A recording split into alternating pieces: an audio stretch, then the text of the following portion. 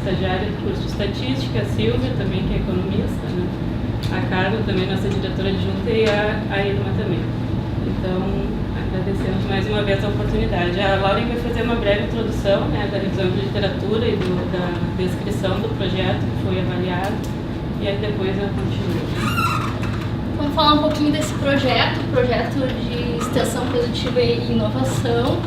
Esse projeto ele foi estruturado em 2011 pelo governo do estado, né, e começou a ser executado a partir de 2012. O que é esse projeto? Ele oferece assistência direta, né, com serviço de consultoria para as pequenas e médias empresas do Rio Grande do Sul, no sentido de apresentar soluções e melhorias para essas empresas.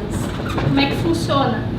O governo do estado repassa recursos para as universidades, que através de um edital de seleção são selecionadas, e essas universidades criaram núcleos, né, internos, núcleos que eles chamam de núcleos de extensão produtiva, com uma estrutura mínima de atendimento regional.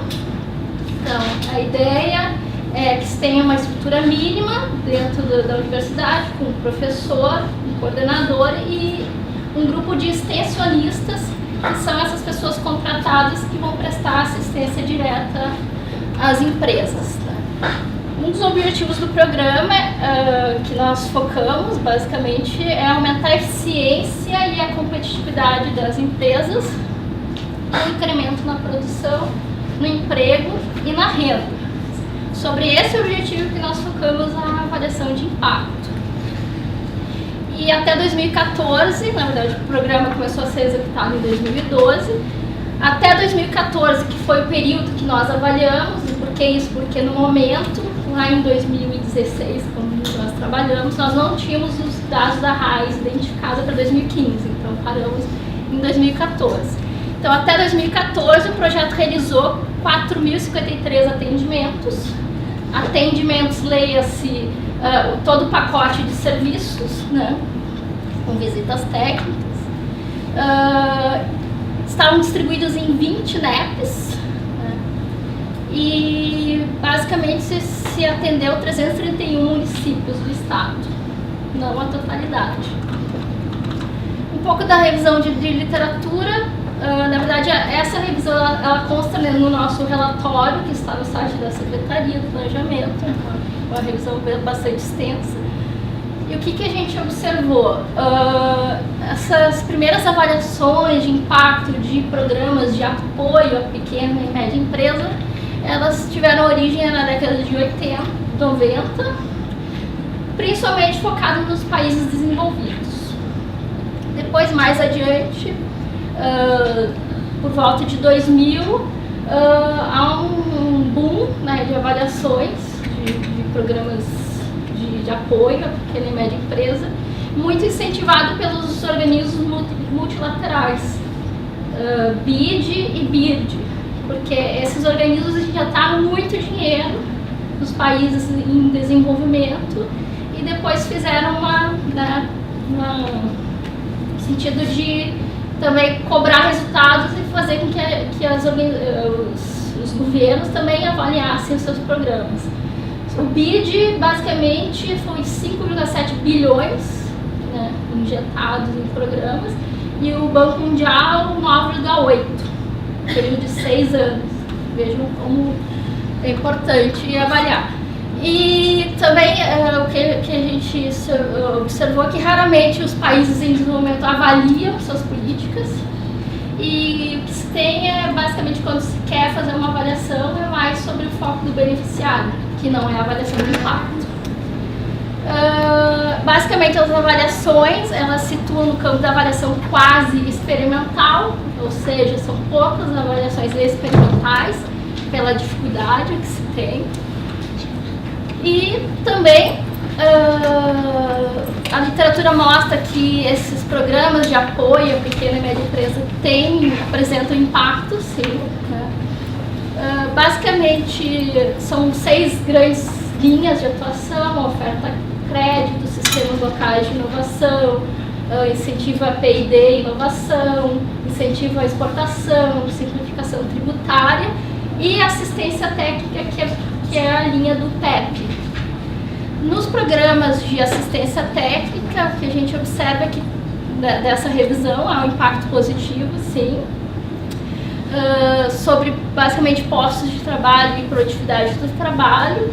Porém, lá o Caio Pisa, que consultor do Banco Mundial, fez um belíssimo trabalho de meta-avaliação desses programas, que também foi o consultor do BIRD, esqueci de falar, esse programa foi financiado pelo Instituto BIRD, nos acompanhou desde o início dessa avaliação. E o Caio Pisa observou que esses resultados não são de grande magnitude, há impacto, mas não de grande magnitude. E por fim, acho que um ponto bem importante é esse impacto não é de grande magnitude, porém, quando vamos pegar o exemplo de assistência técnica, quando combinado com outros tipos de políticas, exemplo, política de crédito, quando há uma oferta convergindo em 2 programas, o impacto acaba sendo bem maior. Tem exemplos da literatura do OCDE, por exemplo, que identificou 16% no aumento do nível de emprego. E também uma questão bem importante dessa revisão é que esses indicadores finais de resultados, eles demoram um certo tempo para fazer efeito, né? Então, até o próprio OCDE recomenda que não se avalie menos de 2 anos de início da implantação. E os autores, o Lopes e Azevedo, o TAN, identificam, por exemplo, nas análises deles, que somente após 4 anos de entrada é que os primeiros resultados de impacto nesses indicadores finais de desempenho começam a aparecer. Um ponto bem importante. Eu acho que é isso da revisão. Agora a Juliana vai apresentar. Licença para falar de perto. Bom, então um pouco da metodologia, né? Fiz essa introdução então da Lauren sobre o projeto, né? Agora a gente vai explicitar um pouco mais do que na prática a gente realmente fez nesse trabalho, né? Então aqui está um passo a passo, né? Um resumo do que a gente vai detalhar nos próximos slides, né? Então na nossa metodologia a gente começou, né, definindo os indicadores de resultados, né, desse programa, né, desse projeto de extensão produtiva e inovação, porque foram eles, né, que a gente utilizou então para medir se realmente houve algum impacto nas dimensões que o projeto estava pretendendo atingir. Então, dada a definição dos indicadores, a gente passou então para a estruturação da base de dados para análise, como eu vou detalhar depois também. O terceiro passo, então, a gente fez a estimação dos scores de propensão, para depois, então, a partir deles, fazer a criação de um grupo controle, que fosse semelhante, então, ao grupo que recebeu a intervenção, né, que é o projeto. E a partir, então, depois da estimação dos scores, partimos para a estimação do impacto, né, de fato, além da análise de robustez dos resultados que nós encontramos e também as tendências paralelas de cada um desses indicadores de resultado. Então, aí, logo a seguir, a gente vai detalhar cada um dos passos. E por último a gente vai apresentar então a análise de sobrevivência das empresas, né, que também foi um dos indicadores que a gente selecionou como indicador de resultado. Então aqui, como eu falei, né, a partir do objetivo do projeto, né, a gente identificou 5 dimensões que a gente iria atacar para ver se realmente teve impacto o projeto nas dimensões que ele estava se propondo. Então, como a Lauren falou no início, né, o projeto se propunha a aumentar a eficiência e a competitividade das empresas com incremento da produção, emprego e renda. Então, a partir dessa definição do objetivo do projeto, né, a gente identificou, como eu falei, né, que a gente fala de produção, emprego e renda. Então, a gente tem aqui, para a produção, por exemplo, né, o indicador que nós usamos foi o faturamento, a receita bruta de vendas, né, de cada uma das empresas. Para emprego, então, utilizamos aqui a quantidade de vínculos ativos de cada uma das empresas. E aqui está a fonte de dados também. Então, aqui a gente utilizou dados da RAIS, do Ministério do Trabalho, né? Para faturamento, não falei, mas são dados da Secretaria da Fazenda do Estado. Para renda, aqui, então, a massa salarial, então, a folha de pagamento, né? O valor da folha de pagamento de cada uma daquelas empresas. E, além disso, então, eficiência e competitividade, que também eram dois enfoques, né, do objetivo.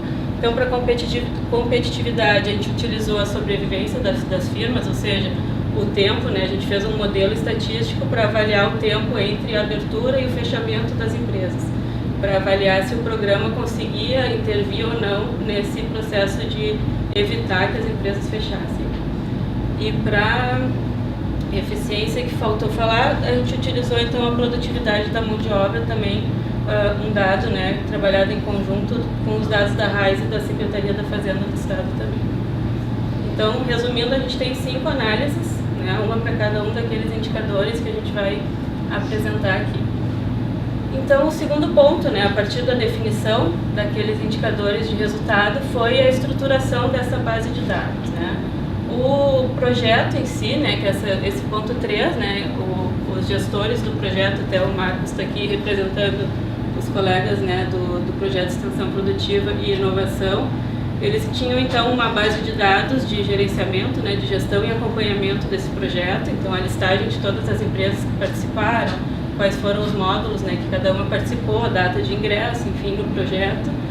Além dessa base de dados, então, utilizamos 2 fontes de dados secundárias, né, que são então a base de dados da RAIS, que é separada então para estabelecimentos, então eles têm uma base onde cada informação, né, cada entrada, cada linha da base de dados é uma empresa, identificada por CNPJ, e outra base de dados também da RAIS, que é para cada vínculo daqueles empregados das empresas. Então, nesse caso, para a RAIS Vínculos, a gente tinha uma informação para cada trabalhador daquela empresa. Então, a gente agrupou essa base de vínculos para ter a informação depois, né, por CNPJ. E além disso, né, por fim, aqui a base de dados da Secretaria da Fazenda do Estado, então, que sempre tem uma questão muito complicada de sigilo, né, do faturamento das empresas, que é um dado sigiloso, e a gente conseguiu, então, uma forma de trabalhar com eles, que a gente acabou indo na própria Secretaria da Fazenda para realizar o trabalho, né, mas nós não tivemos, então, acesso ao dado, ao microdado, né, por CNPJ. Trabalhamos lá e saímos somente com o resultado final da Secretaria da Fazenda. E para todas essas bases, o identificador foi, então, o CNPJ das empresas.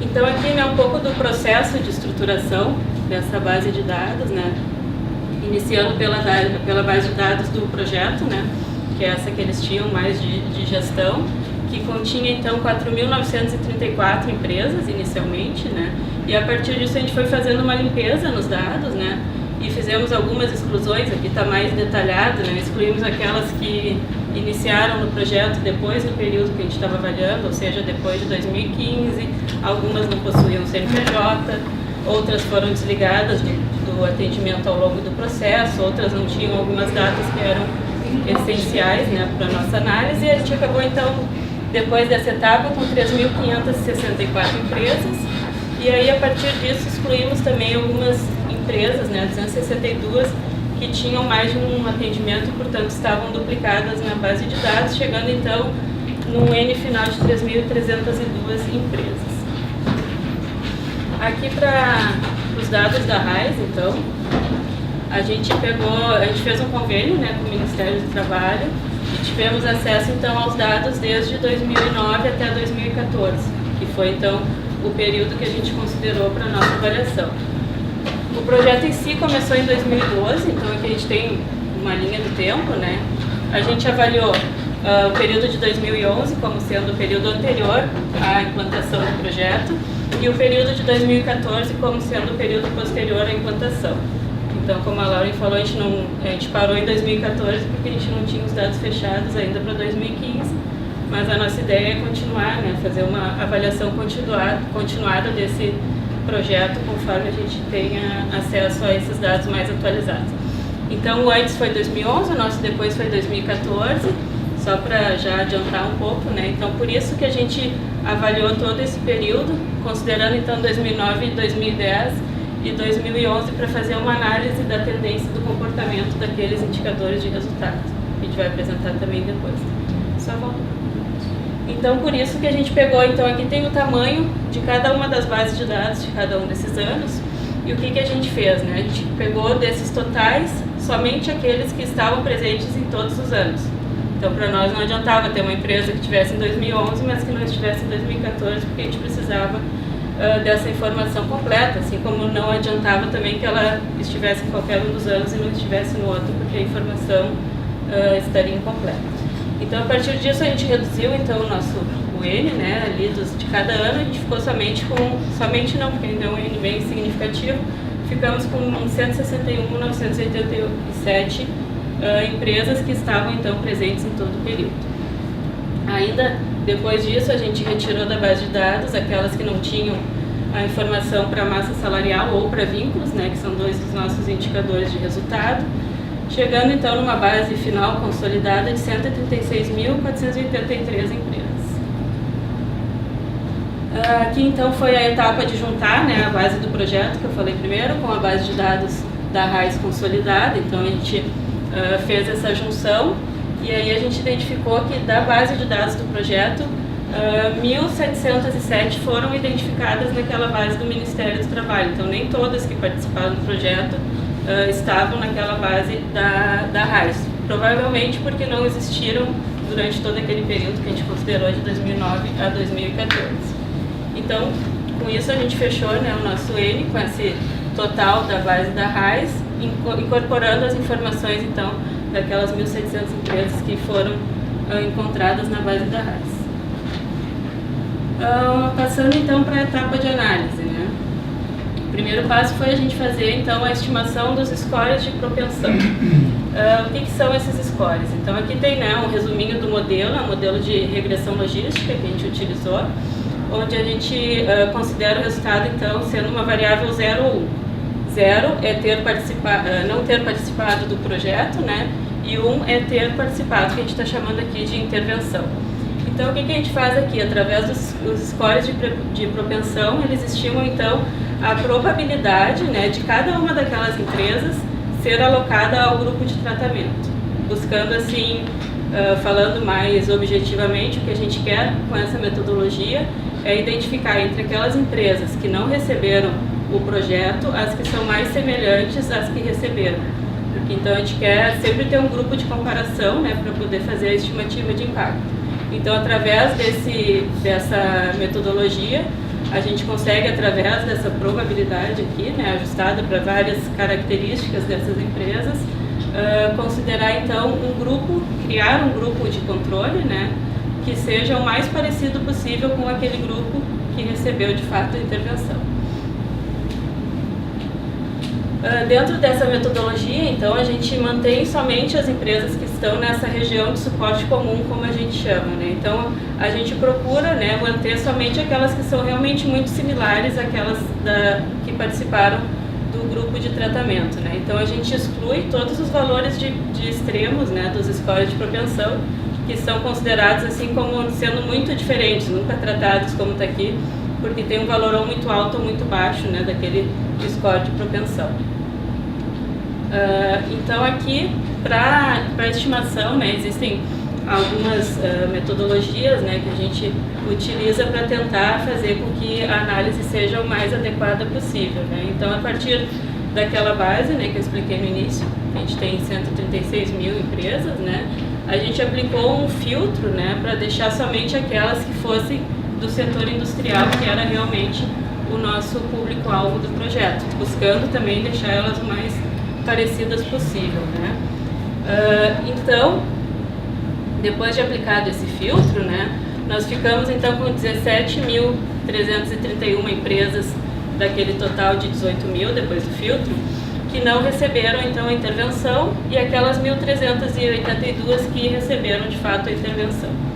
Aí, aplicando, né, a questão dessa restrição do suporte comum, como eu expliquei no slide anterior, a gente acabou então com um N de uma amostra final de 17.786 empresas, né, sendo essas 1.378 do grupo que recebeu a intervenção e as demais do grupo controle.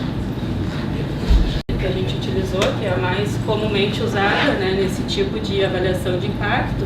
Então, ele tem a equação da regressão, né, nada mais é do que uma regressão linear, onde a gente inclui então os coeficientes, né, que a gente precisa para a estimação das diferenças e indiferenças. Então, aqui a gente tem uma constante, né, um coeficiente para o tempo, para o tratamento, e o que nos importa de fato é a interação entre o tempo e o tratamento, né, que é então esse coeficiente que aqui está sendo chamado de beta 3, que é o que vai nos dar, então, de fato, a estimativa do impacto daquele projeto em cada um daqueles nossos indicadores de resultado.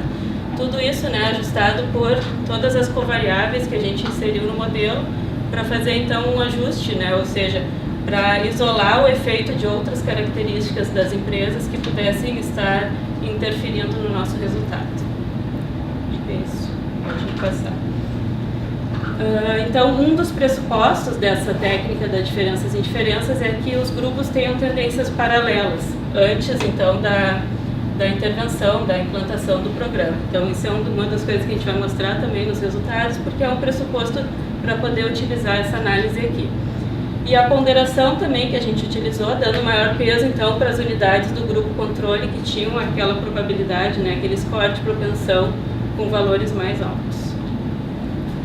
Então, agora entrando na parte dos resultados, né? Então, como eu falei, para cada um daqueles 5 indicadores, a gente fez uma análise separada e vai apresentar para vocês, primeiramente, então, o número de vínculos. Lembrando que aqui, para o número de vínculos, a gente utiliza a escala de logaritmo, né? Então, a gente fez uma transformação utilizando o logaritmo natural daqueles indicadores, como é o caso do número de vínculos, né? E aqui, então, tem todo o resultado, né, da nossa análise, diferenças e indiferenças, usando a ponderação, então, pelos scores de propensão. Então, o resultado que está destacado ali, né, que é justamente a interação do programa com o ano, né, como eu mostrei ali na parte mais teórica, onde a gente obteve, então, um coeficiente de 0,039. Como a gente está trabalhando com um logaritmo, a gente pode interpretar esse valor como percentual. Então, aqui a gente diria que houve, né, um acréscimo, uma variação, né, de 3,9% no número de vínculos das empresas que participaram do programa em relação às que não participaram. Considerando, então, né, que o valor P foi 0,085, então a gente diria que ele é significativo se a gente considerar o nível de significância de 10%, né, então a 5% não seria significativo, mas se a gente considerar 10%, a gente poderia afirmar que sim. E a análise de robustez, então aqui só para mostrar um pouco dos métodos que a gente utilizou, né, para avaliar.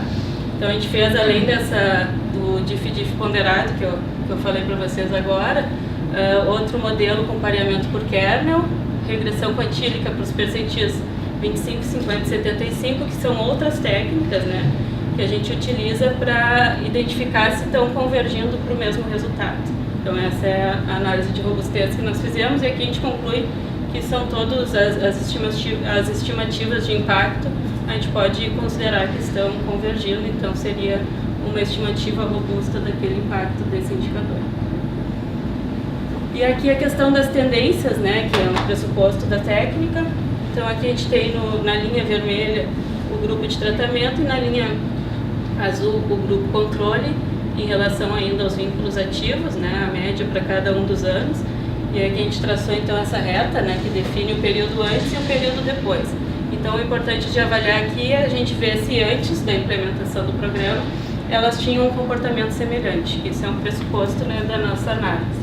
E aqui, visualmente, a gente pode dizer que sim, né, que elas têm um comportamento parecido, né, sendo que o grupo controle tinha uma média, né, de vínculos ativos superior ao grupo de tratamento, mas que o comportamento delas pode ser considerado parecido. Então, a mesma análise nós fizemos para a massa salarial também. E aqui a gente identificou, então, um incremento de 4,7%, né, nessa avaliação de impacto da massa salarial, que é o nosso segundo indicador de resultado. Também utilizamos o logaritmo natural aqui, por isso a interpretação em percentual, né? Mas aqui o valor P foi 0,111, então a gente não considera que esse resultado é estatisticamente significativo. Pode ter simplesmente acontecido ao acaso, e a gente não pode considerar que essa afirmação, digamos, a gente pode extrapolar esse resultado e considerar significativo. Aqui a análise de robustez também. Então, como também não foi significativo, a gente identificou aqui que não houve, nos percentil 25 e no percentil 75, a estimativa foi um pouco diferente daquela estimativa média, né, dos 4,7. Pode passar. E E aqui a análise de tendência, que é um pouquinho, a inclinação um pouco mais alta, né, para a reta aqui do controle, mas que também não diverge muito em relação ao grupo de tratamento. Bom, para o faturamento das empresas, então, a mesma análise de diferenças ponderada pelos scores de propensão, e aqui, novamente, não foi significativo o resultado, então a gente estimou um impacto de 5%, mas que não pode ser considerado também estatisticamente significativo. E aqui, novamente, né, a análise de robustez, e aqui, através dessa análise, a gente viu, então, que existia um impacto significativo no percentil 25 do faturamento das empresas, o que nos levou, então, a uma conclusão significativa, né, porque o valor P aqui foi menor do que 0,05 e menor do que 0,10 também, o que nos levou, então, a pensar que talvez o programa tenha um impacto significativo naquelas empresas que têm um faturamento menor, porque o percentil 25, então, é justamente aquelas, um quarto das empresas com o menor faturamento entre todas, né? E aí o impacto seria, então, de quase 8%, né, no faturamento daquelas empresas. E aqui a análise de tendência também do faturamento médio das empresas. Produtividade do trabalho, então, que é o nosso quarto indicador de resultado. Aqui também a gente teve um valor P nada significativo, né, 0,9, sendo que ele varia entre 0 e 1, então a gente também não pode afirmar que foi um resultado estatisticamente significativo, mas se fosse, o impacto seria de 0,4% na produtividade do trabalho. E aqui também, né, a estimativa do impacto variou bastante, né, nessa análise de robustez, justamente, né, por essa questão do modelo não ter sido significativo também. E aqui, né, a gente tem uma pequena diferença aqui também do controle em relação ao tratamento, nesse pressuposto da tendência paralela, né, dos dois grupos. E aqui, então, é a última análise, né, que a gente fez, que é algo bastante diferente, né, das demais, que é, então, aquela que eu expliquei no início, que a gente considera o tempo, né, de sobrevivência, que a gente chama, das empresas. Então, nessa análise aqui, a gente tem um gráfico, né, que a gente chama das curvas de Kaplan-Meier, que a gente tem nesse eixo, então, o tempo em dias de que a empresa sobreviveu, ou seja, a existência, né, das empresas, e naquele outro eixo, então, a probabilidade de sobrevivência dessas empresas. E aqui em vermelho, então, o grupo de tratamento, e o azul, o grupo controle. Então, o que a gente observa, assim, só visualmente nesse gráfico?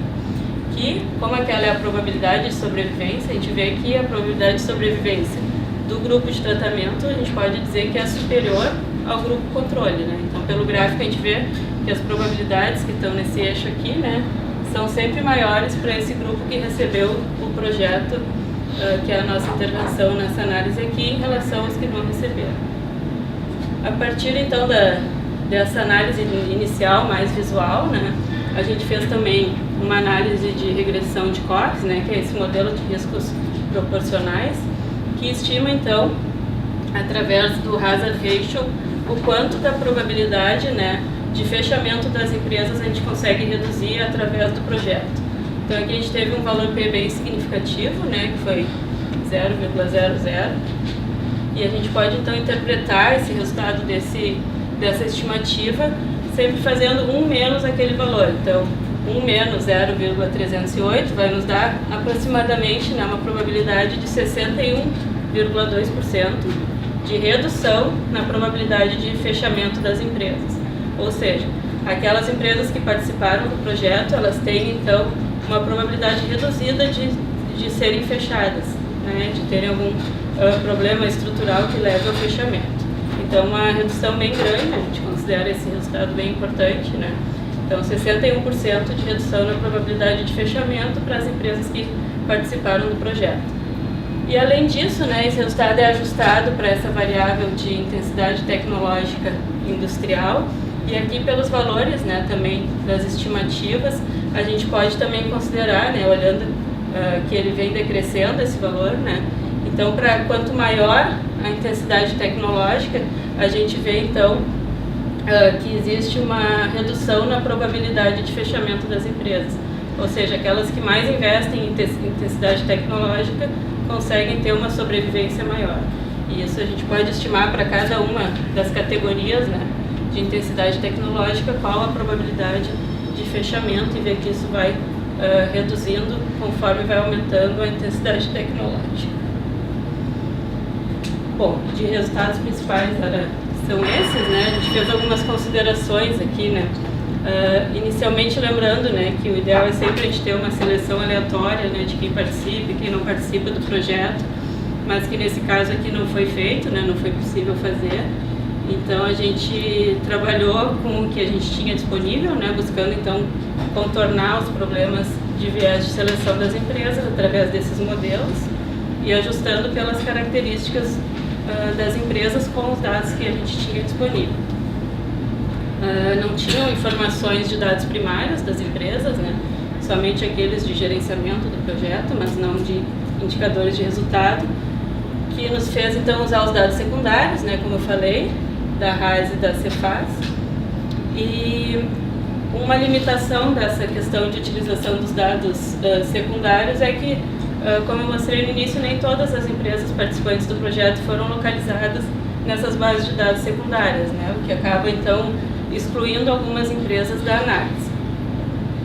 E para futuras avaliações, né, que a gente considera sempre que o ideal é fazer um planejamento inicial que permita, né, a seleção aleatória dos grupos, permitindo então mais confiabilidade e também facilidade na implementação da avaliação, né, que é sempre uma dificuldade a gente localizar esses dados secundários e fazer toda aquela estruturação da base de dados quando a avaliação não é planejada antes da implementação do projeto. Além disso, né, os resultados que a gente encontrou estão em concordância, né, com aqueles da literatura internacional, que a Lauren falou um pouco no início, né, da revisão de literatura. E essa questão, né, de que a gente deve, então, avaliar em médio prazo os indicadores que eles demoram um pouco mais, né, para ter um impacto, de fato, nas empresas de pequeno e médio porte. Então, aqui a gente avaliou o período de 2011 a 2014, então a implementação foi em 2012, talvez ainda seja um período muito pequeno para que a gente consiga, de fato, mostrar algum impacto daquele projeto nos indicadores. Então, por isso também a nossa ideia é continuar essa avaliação, né, e fazer a continuação justamente para ver se talvez com um período maior de avaliação a gente consiga demonstrar um impacto mais significativo. E por último, né, a gente avaliou, na verdade, um dos objetivos do projeto, né, são aquelas 5 dimensões que eu expliquei ali no início, né, mas que a gente poderia talvez avaliar os demais objetivos também, né, e que a gente sugere também um estudo mais aprofundado, né, pensando nas empresas de maior porte, que poderiam então indicar a necessidade de algum ajuste, alguma reformulação na metodologia que é empregada para esse público, diferentemente daquelas de menor porte. Acho que de principal era isso. Não sei, as perguntas a gente faz no final? Acho que faz no final, Eu quero começar me desculpando que parte dessa apresentação, quer dizer, quase tudo dessa apresentação está em inglês. Parte da história disso é que em 2015 eu fui a uma conferência e aí tem algumas similaridades entre as nossas apresentações, elas vão aparecer agora. E aí uma pessoa chamada Caio Pisa, meu ex-aluno, que está trabalhando no Banco Mundial, como a Laura já mencionou, ele disse: Flávio, já que você vem para Washington, por que você não apresenta, eu sempre tão entusiasticamente falando do Círculo da Matemática, por que você não apresenta os resultados do Círculo da Matemática para as pessoas aqui da área de educação do Banco Mundial? Eu disse: claro, vamos lá falar com o pessoal duro, vamos lá. E aí eu preparei essa apresentação, na verdade uma apresentação de 1h30, que eu vou tentar resumir, não vou resumir sim em meia hora, tranquila, não tem problema. E queria começar também, então primeiro me desculpando que essa apresentação está em inglês, mas ela já estava pronta, foi mais fácil de vir aqui conversar com vocês, e também explicando como tudo começou. Em 2012, o professor Amartya Sen esteve aqui em Porto Alegre, a convite do Fronteiras do Pensamento. Eu já conheci o Sen de algum tempo atrás, de Cambridge mesmo, e aí me pediram para ser debatedor dele, e como debatedor eu sugeri que a gente tomasse um chá, um café antes, né, para combinar, dizer para ele mais ou menos o que eu ia perguntar, se estava bem, se não estava, né, como é de praxe a gente fazer. E mencionei para ele, jogando um verde para colher maduro, que um dia eu gostaria de assistir às aulas dele em Harvard de escolha social, porque é uma área de trabalho dele que eu não conhecia. Ele, muito generoso, disse, claro, não venha, só que tem que ser rápido, né? Você não pode deixar para muito tempo depois, porque eu estou com 79, naquela época ele disse isso. E nós arrumamos as coisas todas, a minha esposa que está lá no fundão ali, disse, não, vamos lá, né? Do lado do Érico ali, né? Não, vamos lá. Vamos encarar. E ela matriculou a minha filha, que também está aqui, lá no fundão, na turma do fundão, que tinha então 5 anos. Entreguei. Vou escutar quando chegar em casa hoje. Ela matriculou a minha filha em tudo que podia, né? O que a Marina fez? A Marina fez natação, fez ginástica, entre várias coisas, e descobriu que em Harvard tinha aulas de matemática dadas para crianças de 5 anos. E eu lembro, e agora sim, a senhorita Maria não vai me perdoar, e eu lembro quando a gente comentou com ela de que a gente tinha matriculado ela nesse curso de matemática. Ela disse, mas a minha melhor amiguinha da escola disse que matemática é coisa de menino. Ela falou.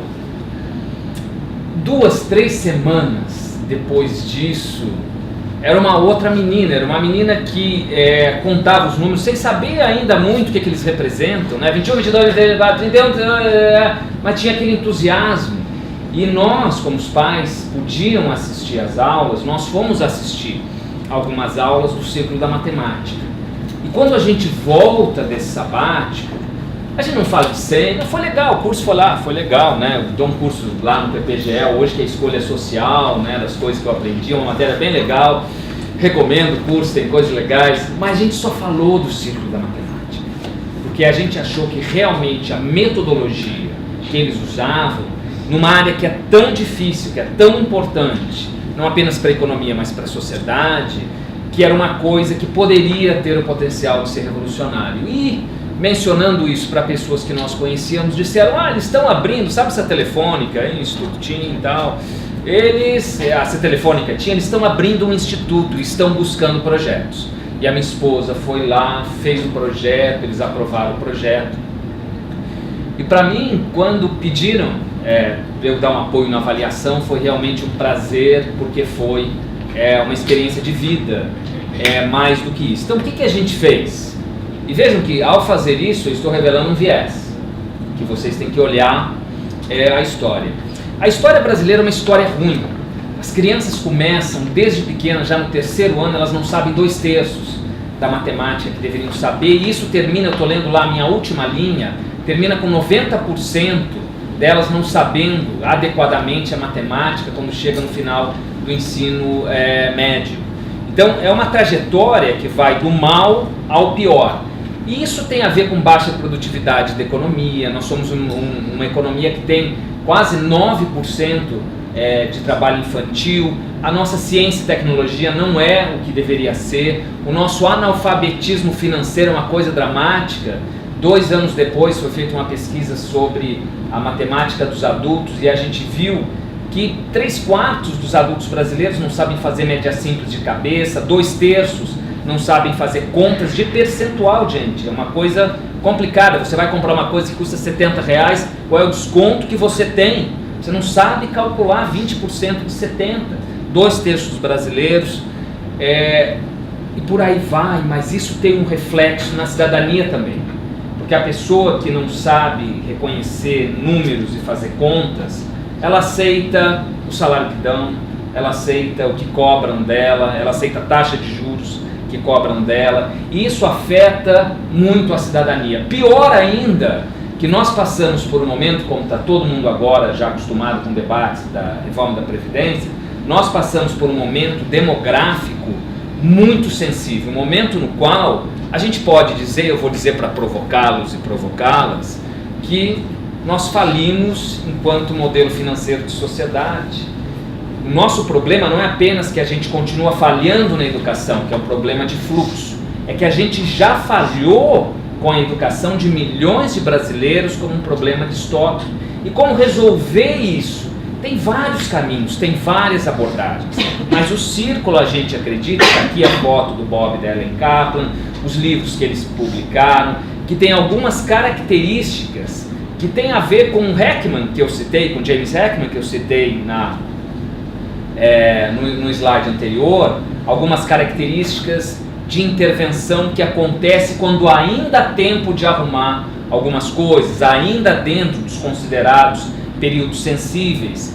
Mas o círculo, a própria ideia do círculo é a ideia de que não tem hierarquia, é a ideia de que você é igual. Eu vou falar um pouco da abordagem do círculo, e nós usamos praticamente o mesmo método, nós usamos o diferenças e indiferenças. Eu vou falar um pouco disso também, mas deixa eu mencionar que o que o círculo faz, ele pega crianças da primeira parte do ensino fundamental, crianças que têm 8 anos, 9 anos, depende da distorção, né, de seriedade, mas pega crianças que são, em geral, de regiões periféricas, regiões pobres das grandes cidades brasileiras, e dá 1 hora de matemática seguindo essa abordagem, na qual os professores, que nós chamamos de educadores, são capacitados pelo projeto, com a vinda do Bob e da Ellen Kaplan. São vindas anuais, já teve vindas mais de 1 ano, nos quais eles vieram, eles capacitam. Todo mundo fala que o segredo da educação é o professor ou as professoras, mas como faz? Como é que se pode dar essa formação dentro de uma abordagem que é uma área tão delicada, que é uma área tão sensível? É difícil mostrar o que é uma aula do círculo da matemática, mas essas fotos aí, elas estão para registrar uma memória que eu tenho na primeira capacitação do Círculo da Matemática, que foi feito no Hotel Everest, aqui em Porto Alegre, na qual os professores Kaplan pediram para as crianças resolverem o problema do labirinto no quadro. E eu fiquei nervoso, eu disse: que bagunça, as crianças estão todas no quadro, e eu lembro deles se divertindo. Esse momento de incompreensão, para mim, é mais ou menos o que está nessa foto. É mais ou menos a ideia de tirar as crianças de uma posição passiva, a maior parte das aulas, como a gente compreende, aulas no modelo padrão são aulas passivas, para uma posição ativa, não apenas num exercício particular, no exercício de desenhar, fazer alguma coisa no quadro, mas na construção da narrativa. Então vai lá. Área do retângulo, base vezes altura, área do triângulo, base vezes altura dividido por 2. E em mais ou menos poucos segundos eu tirei de vocês talvez a vontade de viver. Calma, posso chegar na área do círculo e outras. A gente não explicou nada, a gente não disse a relevância de nada. Na realidade eu tirei isso aqui da internet, que eu achei muito divertido, porque estava errado. Seria possível você ir na internet e tirar a base mais altura, e está errado. Existe uma maneira de você construir isso, e a maneira que está, né, a mão direita de vocês é uma maneira na qual você pode pegar, tendo estabelecido uma área do retângulo, você pega e de um retângulo, desenha um triângulo lá, e esse triângulo desenhado você faz uma área perpendicular, até deixar as crianças perceberem que seja qual for o triângulo que você fizer, essa área perpendicular vai sempre dar 2 áreas iguais. Talvez não tenha nada mais dramático que eu já tenha visto do círculo, do que chegar para as crianças numa aula do círculo e perguntar: tem números entre números? Haha, eu lembro, Marina, eu vi essa discussão. E as criancinhas lá, claro que não. Tem o 0, tem 1, tem o 2, tem o 3, tem o 4, claro que não tem nada no meio deles. E deixar as crianças discutirem, perguntar o que é que você acha, e você concorda com ele, e depois de você chegar a um acordo, e eles estarem todos de acordo que não existe, perguntar a idade do menininho, e o menininho responder, estufando o peito: eu tenho 5,5. Opa, como é que é? Então tem uma coisa que se chama meio, e aí trabalhar a ideia de meio de chocolate, de meia pizza, de meia divisão, de qualquer coisa, e uma vez que você passa desse conceito de meio, e levou 1 hora para fazer isso, vem a aula mais difícil da vida daquelas crianças. Existe uma coisa chamada um quarto. Você põe um quarto à direita ou à esquerda no meio. E as crianças levaram 2 semanas para entender isso. Mas uma vez que elas entenderam, elas aprenderam a pensar, elas aprenderam a raciocinar sobre aquilo. Então veja, a gente tem uma questão séria, que é a questão seguinte: a gente avalia para quê? A gente avalia porque a gente quer gestão, a gente avalia porque a gente quer instrumentos, e acho que a apresentação anterior ficou muito claro isso. A gente avalia porque a gente quer instrumentos de intervenção, a gente quer saber o que dá certo, o que dá errado, como dá certo, como dá errado, a gente quer melhorar, levar casos positivos além, a gente quer pegar casos negativos e melhorar.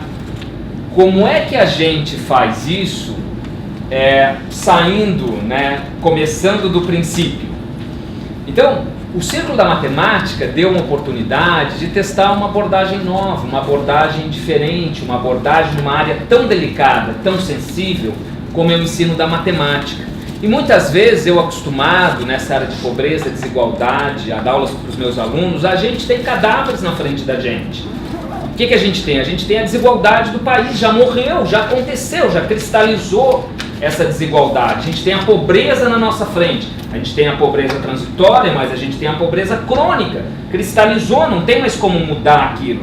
E às vezes a realidade dura é que não importa a quantidade de avaliação que a gente faça ou intervenção que a gente faça, tem realidades que a gente não muda mais. Então a gente tem algumas oportunidades de política pública e conseguir o timing, conseguir o período sensível e ou crítico, a Heckman, é fundamental. Tem muita coisa que o Círculo faz, aqui tem capacitação, tem um webinar que a gente promoveu em Harvard com o Bob Ellen Kaplan e o Amartya Sen, tem gente do Todos pela Educação, tem aqui a Rebeca Oreiro da Unesco, tem... As atividades do Círculo são basicamente atividades de formação e atividades de aula, mas essas atividades de aula elas servem também para o aprendizado, elas são monitoradas, é dado um retorno para essas pessoas, porque é através da prática que a gente aprende. São dando aulas do Círculo que se aprende. Então, existem todas as características da abordagem, mas eu vou pular, porque a gente tem meia hora, eu vou pular isso. Existem razões para a gente se preocupar com a qualidade do ensino da matemática, com problemas que o Círculo da Matemática ataca, como, por exemplo, questão da ansiedade matemática. Na realidade, quando você fica ansioso, você ocupa a memória de trabalho e você vai mal. Na realidade, quando você está taxado, menina não sabe matemática, loira é burra, a pessoa de tal raça não sabe isso, não sabe aquilo, aquilo ocupa a memória de trabalho e a psicologia social mostra isso. Então nós fomos levantar esses estudos, a base teórica, que mostra que há uma inovação no Círculo ao você tornar não importante quem acerta, quem erra. É um esforço coletivo acertar ou errar, por isso a ideia de Círculo. E a abordagem pedagógica é você registrar todas as respostas no quadro, porque em geral, a gente, professor, como faz isso, A gente busca a resposta certa. Você disse, quanto é 1 mais 1? Você disse 3, eu disse não. Você disse 4, eu disse não. Você disse 2, 2,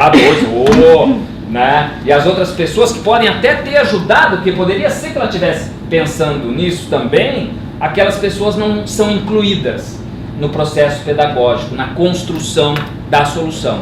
Então, eu também não vou passar por isso, as referências estão aqui, na realidade eu estou deixando essa apresentação. Na realidade, esse texto está num livro que nós estamos coeditando com a Unesco, que deve sair até o final do ano, no qual a gente fala dessa experiência. E naquele ano de 2014, a gente fez também uma avaliação de 2015, mas com outras características, mas nessa avaliação de 2014 foram quase 8 mil estudantes, 14 mil classes, 62 professores ou educadores capacitados, 67 escolas, 10 cidades, 3 eventos públicos. O principal foi mostrar como essas diferentes atividades do Círculo poderiam ser vistas numa avaliação simples de impacto, onde no início das atividades nós demos uma provinha formulada junto com os professores Kaplan para as crianças e no final a gente deu outra provinha.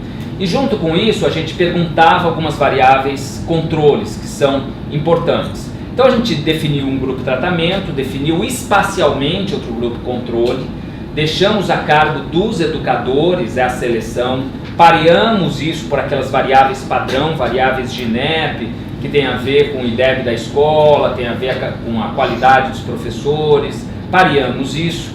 E logo depois disso, a gente fez análise, eu vou pular direto para análise, tem exemplo de questões, está aqui, mas a avaliação foram 6.000 entrevistas, né? Fizemos um painel simples, com 12 mil observações, fizemos 3 questionários, porque a gente fez um segundo questionário entre a primeira e a segunda avaliação.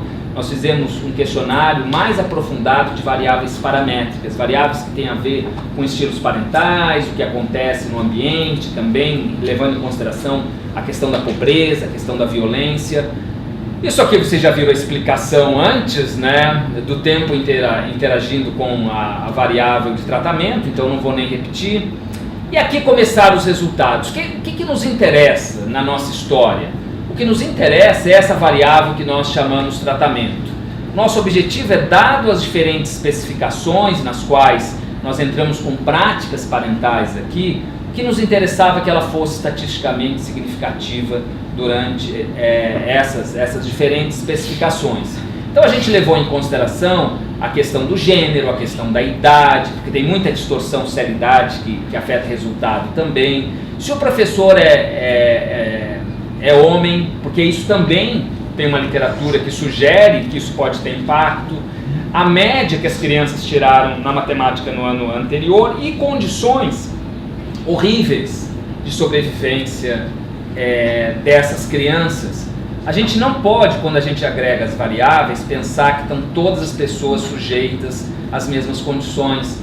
O grau de variabilidade que está lá no nosso erro, né, que é o nosso grande medo que está escondido no erro, é algo que pode ser tão detalhado quanto o fato de algumas crianças viverem e dormirem em casas que são feitas de um cômodo e dormirem 9 pessoas juntas. A gente viu na nossa base que isso acontecia. Da mesma maneira, um problema que não pode ir para debaixo do tapete é a questão da indisciplina. Nós perguntamos aos professores que classificassem os alunos que eram considerados indisciplinados ou não. Esse é um negócio seríssimo. A gente teve, nesse pequeno grupo que a gente montou lá na URGS, que a gente chamou de GAP, né, para avaliar políticas educacionais, a gente teve uma palestra semana passada do Vitor Ribeiro, que trabalhou na Secretaria Municipal de Educação. Ele diz: olha, a questão da infrequência está corroendo o nosso sistema educacional aqui de Porto Alegre. 2/3 das crianças que rodam, se eu lembro bem o número que ele deu, 2/3 das crianças que rodam por infrequência. A gente, veja, a educação é importante pelo acesso, pela quantidade, pela qualidade e pela funcionalidade. Nós estamos com a disfuncionalidade comprometendo a quantidade, que não é apenas taxa de matrícula, a criança está na escola. Então, a gente levou em consideração essa questão da indisciplina e abrimos para a questão das práticas parentais. O que a gente nota? A gente nota que muitas vezes os pais não ajudam, mas eles atrapalham. E como é que eles atrapalham na matemática? Eles não ajudam porque eles não estão lá para explicar para o filho, porque muitas vezes os pais não sabem mais do que a matemática do 5º ano, é isso que acontece. Mas o pai, às vezes, o pai ou a mãe prejudica muito mais quando ele ou ela diz: você foi mal, mas eu também. Matemática, não é importante, matemática, todo mundo vai mal, matemática. E isso tem um impacto muito grande, principalmente sobre as mulheres. Tem um trabalho de conclusão de curso do Fábio Resch Júnior.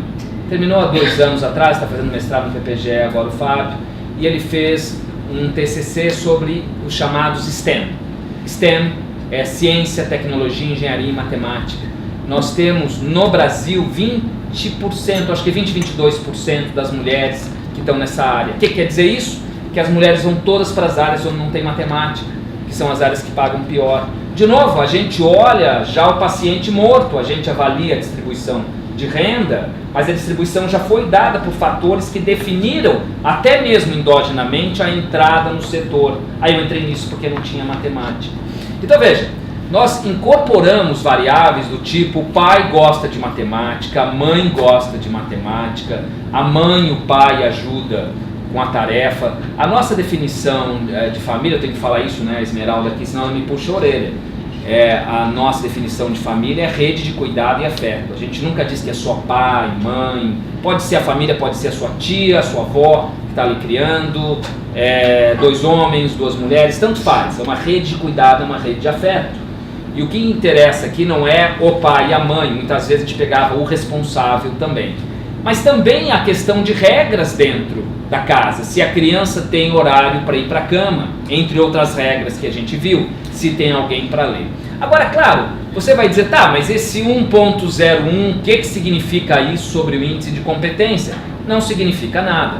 Por isso que nós fizemos as mesmas estimativas dentro do que cada vez... Existem assim, em termos de dar os resultados da avaliação, do meu conhecimento, existem duas coisas que são mais justificáveis. Primeiro é dar em termos percentuais, como vocês fizeram, porque é intuitivo. Você quer saber uma taxa de retorno social daquele investimento, você diz o quanto que o grupo tratamento, o grupo que recebeu uma intervenção, foi melhor naquela escala que você fez em relação ao outro, e você dá esse resultado percentual. E a segunda escala que tem sido muito defendida por alguns pesquisadores, como o povo lá do MIT, como a Esther Duflo, é dar o resultado em termos de desvio padrão. E do desvio padrão de 0.2 a 0.4 está excelente, e acima de 0.4 é excepcional. Então é mais ou menos esse... não, mas esse eu me servi, tá? Não, tá ótimo. Estou bem aqui, mas... Obrigado, Marina, né? Tá cheio de Marina nessa sala hoje aqui. Mais alguma Marina presente? Não. Mas então a gente colocou os resultados também em termos de desvio padrão, seguindo esse protocolo. Nós fizemos também a estimativa da intervenção do círculo sobre o gosto que as crianças têm, a opinião que as crianças têm sobre matemática. E aqui eu preciso falar quais parte das lições aprendidas. E uma das lições aprendidas é a seguinte: a gente sempre fez essa pesquisa mal. Olha a autocrítica agora aí, povo do Círculo da Matemática que está espalhado aí e tal. A gente sempre fez essa pesquisa mal. Porque a gente, contando com uma rede de educadores, né, o projeto contando com uma rede de educadores, sempre se usou essa rede de educadores para fazer a pesquisa. E o que os educadores faziam?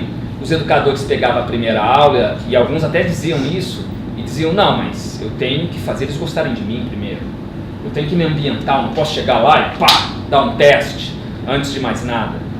Só que quando você não faz isso, você não faz aquele baseline, aquela linha de base horrorosa que é a realidade. Se você depois de 2 encontros já virou amigo do aluno, o aluno vai dizer, claro que eu gosto de matemática. Então tudo que está aqui é subestimativa. Mas é o que o projeto tem, assim, vários desses projetos têm um orçamento limitado para fazer avaliação, é realmente isso que acontece. Você precisaria jogar, né, fazer uma parceria, entrar com bastante gente, precisa de dinheiro para pagar, para movimentar as pessoas, para as pessoas irem lá e coletarem no momento zero o baseline. Porque senão você está subestimando, que é o que acontece aqui. Aí, a La Heckman também, a gente procurou ver se o impacto tinha diferença de acordo com o número de aulas. E a gente viu que até determinado volume de aulas tinha. A gente procurou ver se isso tinha também um resultado sobre as opiniões, e até um determinado, tem um intervalo de volume que também, as crianças que têm mais aulas vão tendo uma opinião melhor. A gente viu o impacto de acordo com a idade. Isso aqui, de novo, é muito mundo Heckman, porque a gente vê que tem um impacto bom, alto aos 6, 7 anos, tem um impacto mais significativo por volta dos 8, 9 anos, e tudo isso é estatisticamente significativo, e vai decrescendo, o impacto do projeto vai decrescendo. É aí que a avaliação é o mais útil. É aí que a avaliação pode chegar para a gestão e dizer, gente, se vocês querem ter um impacto maior, façam entre 8 e 9 anos.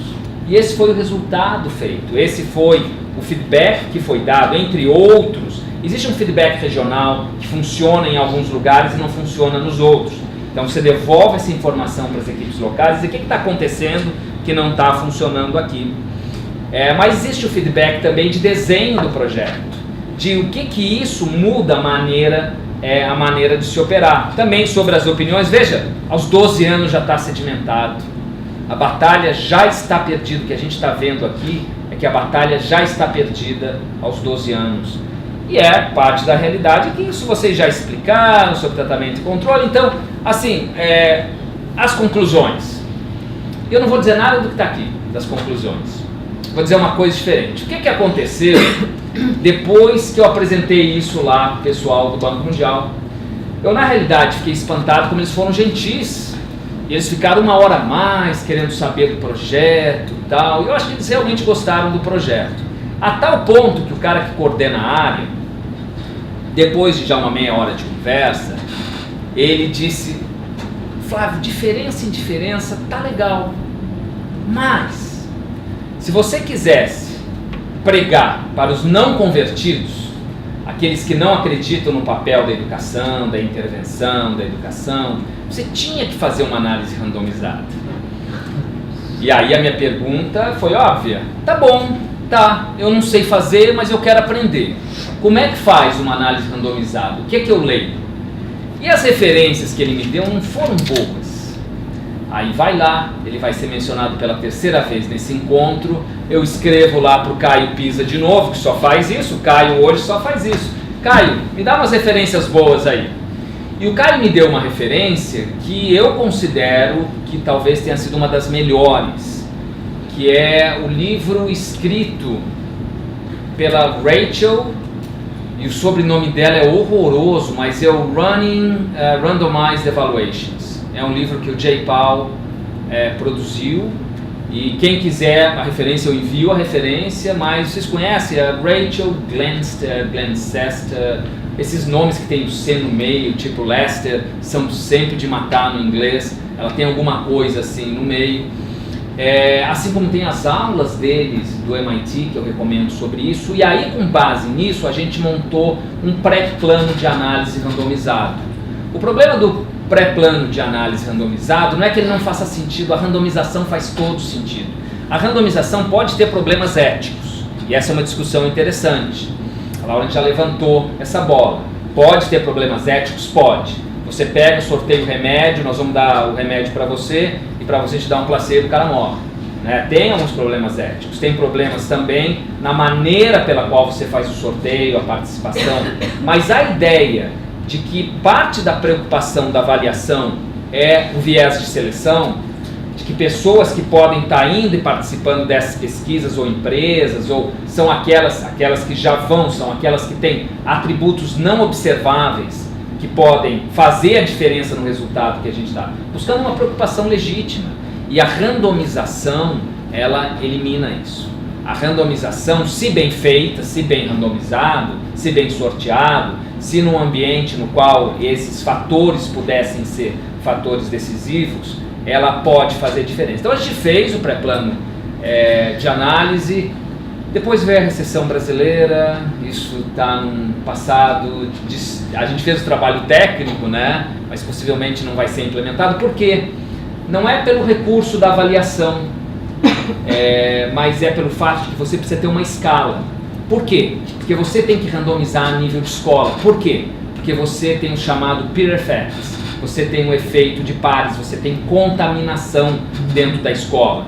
O irmãozinho pode explicar para a irmãzinha, um colega pode levar isso na hora do recreio, aí você tira uma turma como tratamento, outra como controle. Se você fizer a randomização com nível de turma, você está morto, porque vai ter efeito de contaminação, aí o seu grupo controle vai estar maior e você não sabe por quê, é porque tem irmãozinho, tem recreio, tem outras coisas. Para randomizar no nível de escola, a operação do círculo deveria ser uma operação com nível muito maior de escolas do que é hoje. Apesar de ter se feito uma média de 5.000 crianças contempladas por ano, apesar de terem sido 2.000 professores para mais, em mais de 20 cidades no Brasil. Então não sei, eu acho que consegui mais ou menos dentro do prazo, assim, do ponto de vista técnico, só para concluir, a gente gostaria muito de fazer uma análise randomizada. A gente usou diferença em diferença, um pouco meio de feijão com arroz, isso, mas era o que a gente tinha. Como? Tá, obrigado.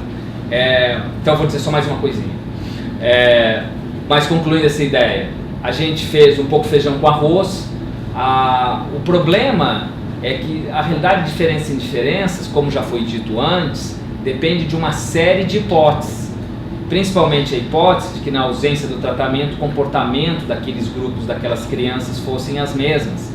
que até pode ser, mas a gente não tem nenhuma garantia, a gente não tem nenhuma certeza de que isso pudesse ser assim. A gente não tem a possibilidade de verificar na maior parte desses estudos, a gente não tem a possibilidade de avaliar a tendência, como vocês fizeram, isso foi bem legal, porque na tendência você confirma a evolução deles você confirma antes da intervenção, que é uma coisa importante. Então tem algumas hipóteses ali que fazem da análise randomizada uma análise interessante de ser feita, mas isso não quer dizer que a randomização não tenha problemas operacionais. A randomização, a maior parte do trabalho da randomização é antes de começar a avaliação, porque você tem que preparar a randomização. Fazer a randomização em si é fácil, você faz no Excel uma randomização, você pega lá, sei lá, 56 escolas que tem de ensino fundamental do município, escolas da Secretaria Municipal de Educação aqui em Porto Alegre, você põe todas elas no Excel e usa o RAND lá e pronto. Você vai dar números e você ordena, separa metade para cima e metade para baixo. O problema conceitual disso é que sempre é um exercício de cima para baixo. E assim, caras como eu, que são caras que seguem a cartilha do desenvolvimento humano, que é pluralista, que é participativo, enxergam as tensões que existem em análises que são para evitar problemas de amostragem e de validade interna daquela amostra. Você tem uma abordagem que acaba sendo completamente top-down. Mas o objetivo disso, né, e essa ideia final, aproveitando os minutinhos extras, né, a mensagem final que está por trás disso, e a gente já tentou, e eu devo dizer que a gente já tentou fazer outros modelos de avaliação também. A gente fez uma avaliação lá em 2013, a avaliação que o Círculo fez em 2013, uma avaliação que tinha uma escala pequena. E a gente viu que várias crianças batiam no topo da escala e não dava diferenciação de escala. A avaliação que foi feita, porque eram poucas perguntas, então essas crianças que sabiam acertavam aquelas perguntas, você não diferenciava. É mais ou menos como o IDH, que não diferencia os países desenvolvidos mais. Por isso o analfabetismo saiu do IDH, porque já não diferenciava. Isso foi feito em 2010. A escala tem que dar sentido no qual você possa diferenciar, a escala tem que discriminar. Isso é tão importante quanto o método de avaliação que a gente está usando. Mas também, um outro momento de avaliação, se usou a provinha Brasil. Por quê? Porque a ideia era conversar com o governo, né? Então, o Círculo foi lá, conversou com gente do INEP, pediu autorização para usar, o INEP deu autorização para usar, foi aplicada a provinha antes e depois. E naquele contexto, foi um contexto de degradação de nota, que só através da estatística a gente conseguia ver que tinha um efeito positivo. Por quê? Porque o efeito em disciplina começa a dominar. E eu espero, em outras avaliações que forem feitas, ou em outras avaliações que acabem na minha mão para ler, que cada vez mais o sentido de disfuncionalidade da escola é o que vai começar a explicar resultados. Passando por cima de algumas intervenções pedagógicas, passando por cima por algumas questões de gestão, passando por cima por algumas questões de recurso. Mas o objetivo da avaliação é exatamente esse, é a gente ser capaz de olhar com detalhe. É a única coisa que pode ser feita de jeito nenhum. E não me entendam mal, o fato da gente ter feito isso não desmerece outras avaliações. Agora mesmo eu vim de uma reunião do nosso grupo lá, no qual a gente teve uma pessoa que está fazendo aqui em Porto Alegre uma análise etnográfica. Ela está vivendo em 3 escolas aqui de Porto Alegre. E apesar das observações dela não serem generalizáveis, elas são universalizáveis no sentido de que, dado os parâmetros principais sendo os mesmos, ela pode dizer que as crianças que estão naquelas condições, com as famílias naquelas condições, com a gestão da escola naquela condição, vai acontecer possivelmente a mesma coisa. Então são modos de avaliação, alguns que vêm da estatística, outros que vêm da antropologia, e que muitas vezes eles são complementares, muitas vezes eles dão uma ideia de um conjunto de intervenções complementares. Então, bom, gente, desculpa que eu pulei algumas coisas aqui, que eu achei que eu tinha que pular algumas coisas, né, para mais ou menos fazer o tema, mas eu estou à disposição também para responder quaisquer questões que vocês tenham. Muito obrigado.